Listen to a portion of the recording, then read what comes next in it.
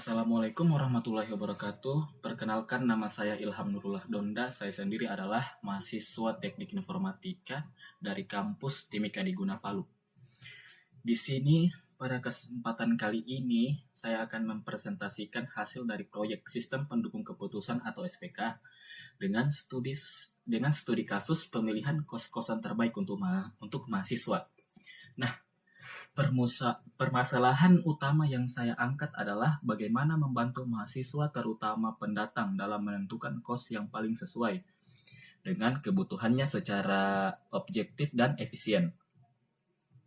Dalam hal ini, banyak mahasiswa merasa kesulitan memilih kos terbaik karena harus mempertimbangkan banyak kriteria seperti harga, jarak ke kampus, fasilitas, dan keamanan.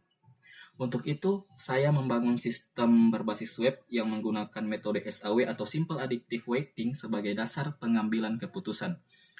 Metode SAW sendiri atau Simple Additive Weighting sangat cocok karena dapat menyeleksi alternatif terbaik dari jumlah pemilihan berdasarkan bobot dan nilai kriteria yang telah ditentukan.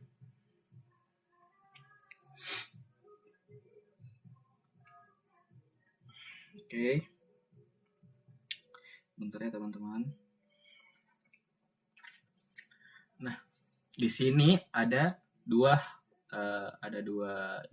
di dashboard untuk admin, ada dua dashboard ya.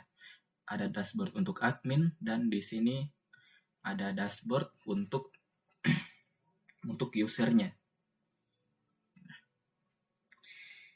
Pada halaman pertama ini, halaman ini menampilkan proses normalisasi dari matriks keputusan. Normalisasi bertujuan untuk menyetarakan skala penilaian antara kriteria yang berbeda-beda satuannya, hingga dapat dilakukan perhitungan yang adil dan proporsional. Untuk kriteria bertipe benefit, semakin besar semakin baik, nilai dibagi dengan nilai maksimum. Sedangkan untuk kriteria cost, semakin kecil semakin baik, nilai minimum dibagi dengan nilai aktual. Hasil normalisasi inilah yang kemudian dikalikan dengan bobot kriteria pada tahap selanjutnya.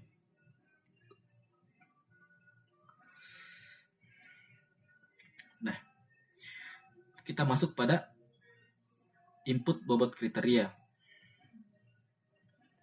Nah, pada halaman ini ditampilkan hasil akhir berupa perankingan dari masing-masing alternatif kos-kosan berdasarkan nilai akhir yang diperoleh dari hasil perhitungan SAW.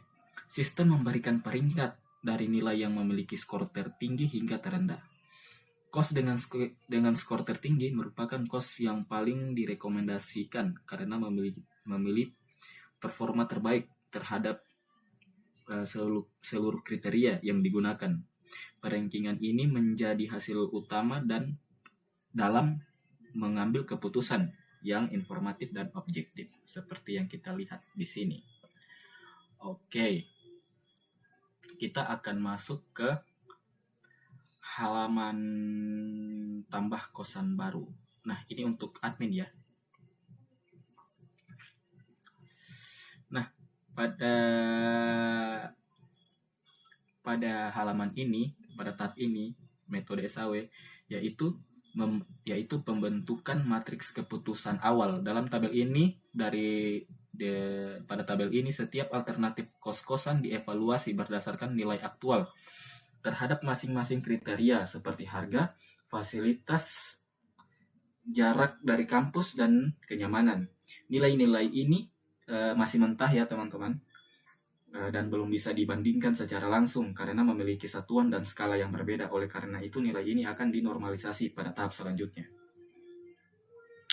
Oke, karena ini sebagai acuan atau contoh saja teman-teman, jadi saya isinya ngasal aja ya. Nah, di sini kita bisa tambahkan nama kos. Nama kosnya misalnya kos bulan bintang ya. Alamatnya Jalan Salangga. Harga per bulannya yaitu 1.500.000. Di sini ada fasilitas skor 1 sampai 10. Kita bisa kasih skornya 7. Jarak ke kampusnya yaitu minimal ya. Ya, di sini terserah ya. Kita mau taruh ya 6. Nah, di sini ada halaman upload gambar kosan. Kita bisa upload gambar kos-kosan. Misalnya inilah. Nah, kita bisa simpan dan sudah. Kita akan masuk ke daftar kos. Nah, di sini adalah daftar kosannya. Di sini ada nama kos, alamat, harga, fasilitas, dan jarak ke kampus. Nah, ini adalah fitur edit dan hapus ya. Kita bisa edit, dan juga bisa hapus kos-kosan. Nah, di sini sendiri kita refresh dulu ya. Nah, di sini sendiri adalah halaman usernya. Halaman user kita bisa lihat ini ya, kos-kosan yang kita masukkan dari halaman admin tadi. Nah, di sini adalah lihat hasil kos terpilih dan hasil otomatis semua kos. Nah, kita bisa pilih di sini yang kita mau bandingkan. Misalnya ini kita pilih semua aja lah. Nah, kita bandingkan. Nah, di sini lihat tingkat kepentingan kriteria. Nah, di sini ada luas kamar. Jadi kalau menurut teman-teman itu penting, ya kita bisa tulis di sini penting. Harga sewa kita tulis ya sangat penting lah. Jarak ke kampus juga kita sangat penting, boleh. Nah, kita bisa lihat di sini. Nah, di sini kita bisa lihat skor-skornya ya teman-teman. Berarti kos bulan bintang ini adalah skornya yang paling tinggi. Jadi inilah yang terbaik ya teman-teman. Sama kayak hasil pemilihan kos terbaik. Ini adalah hasilnya. Kita kembali ke bagian admin ya teman-teman. Oke, mungkin itu saja yang bisa saya jelaskan pada bagian tampilannya ya teman-teman. Saya akan coba jelaskan ya di bagian codingannya. Nah, ini bagian codingannya. Di sini saya menggunakan VS Code ya, Visual Studio untuk coding. Nah, pertama-tama kita bisa di sini ada login PHP, halaman untuk autentikasi pengguna. User memasukkan username dan password. Jika valid, diarahkan ke dashboard PHP.